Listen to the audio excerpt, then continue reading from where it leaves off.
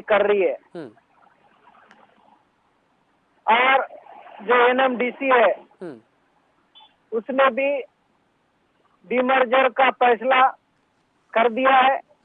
इसको लेकर बस्तर के जनमानस में विरोध है, क्योंकि बस्तर के लोग चाहते थे कि नगरनार स्टील प्लांट बनेगा जब इसका उत्पादन चालू होगा, क्योंकि अभी 6-7 महीने में उत्पादन चालू होने का है जी। इस दौरान में यदि निजीकरण करके उसको निजी हाथों में सौंपा जाएगा तो बस्तर के आदिवासी और किसानों के साथ धोखा होगा। क्योंकि 2003 में जब ये भूमि अधिग्रहण हुआ नगरनार स्टील प्लांट के लिए, तब यहाँ के किसानों ने ये सोचकर जमीनें दी थी कि यदि सार्वजनिक क्षेत्र के उपक्रम को एनएमडीसी को यदि हम देते हैं तो हमारा भविष्य सुरक्षित होगा और बस्तर के लोगों को रोजगार के अवसर प्राप्त होंगे और क्षेत्र का विकास होगा जी।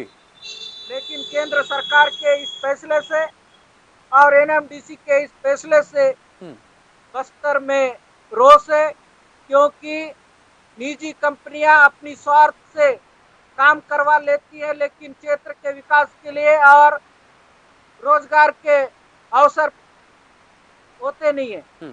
जैसे कि एक उदाहरण के तौर पर एक जीवन बीमा है और सारा इंडिया है।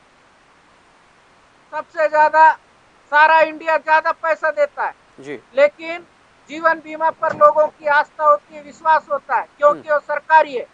इसी तरह से बस्तर के लोगों का भी विश्वास सरकारी उपक्रम पर है ठीक।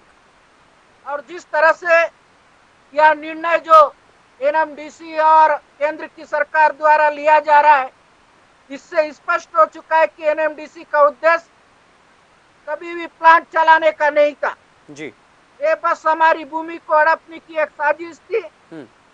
यदि ऐसा था तो भूमि अधिग्रहण के दौरान यह स्पष्ट किया जाना चाहिए था कि भूमि अधिग्रहण के दौरान इस षड्यंत्र को प्रचलन एनएमडीसी द्वारा किया जाएगा, ऐसा उन्होंने कहा था। और इसी के कारण ग्राम पंचायत के ग्राम सभा में ग्रामीणों के द्वारा, किसानों के द्वारा जमीन की सहमति दी गई। एनएमडीसी से इस नगरनार को एनएमडीसी से अलग करना असंवैधानिक है, क्योंकि संविधान के 73वें संशोधन के पश्चात 5वीं बस्तर संभाग को 5वीं अनुसूची से जोड़ा गया है, क्योंकि यहाँ पर पूर्णतः पंचायतों को अधिकार है और पेशा कानून 1996 में लागू हुआ।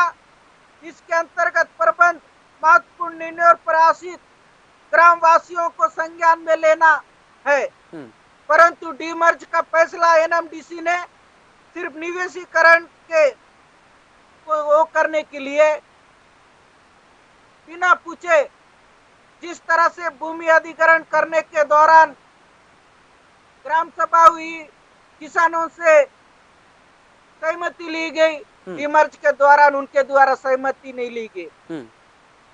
इससे सीधा जो बस्तर के आदिवासियों को जो अधिकार पेशा कानून के तहत मिले हैं, उन अधिकारों का संवैधानिक प्रावधानों का खुला उल्लंघन हुआ है ठीक। इसलिए हम लोग मांग करते हैं कि तत्काल जो केंद्र सरकार ने जो निर्णय लिया है नगरनार स्टील प्लांट को निवेशीकरण करने का, वो निर्णय तत्काल वापस ले। इसके विरोध में बस्तर के सारे जनप्रतिनिधि, क्षेत्र के युवा, मजदूर, सारे संगठन के लोग विरोध है, क्योंकि हम लोगों ने मशाल के माध्यम से पूरे बस्तर संभाग में विरोध किया। उसके बाद हमारी पदयात्रा के माध्यम से विरोध करने का फैसला लिया था, लेकिन कोविड के कारण हमें अनुमति नहीं मिली ठीक। आज बस्तर में 144 धारा लागू है जी। इसी के कारण से हम लोगों ने, प्रशासन ने हमें 4 लोगों को धरना प्रदर्शन विरोध करने का अनुमति दिया, इसलिए हम लोग आज 4 लोगों के साथ धरना प्रदर्शन कर रहे हैं।